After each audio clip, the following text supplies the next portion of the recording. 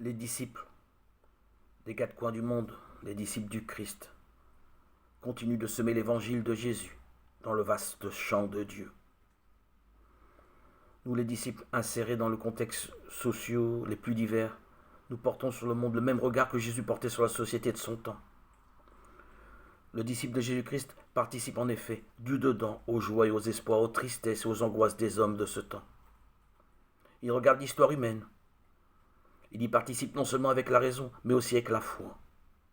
À la lumière de la foi, le monde apparaît en même temps, fondé et conservé par l'amour du Créateur, tombé sous l'esclavage du péché, mais libéré par le Christ crucifié et ressuscité, et qui a brisé le pouvoir du malin.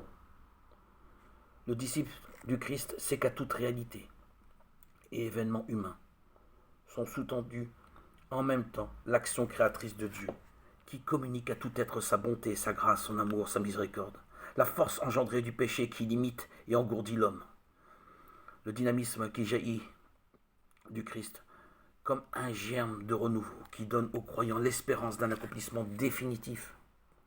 Un regard sur le monde qui ne tiendrait pas compte de l'un de ces trois aspects ne serait pas authentiquement un disciple.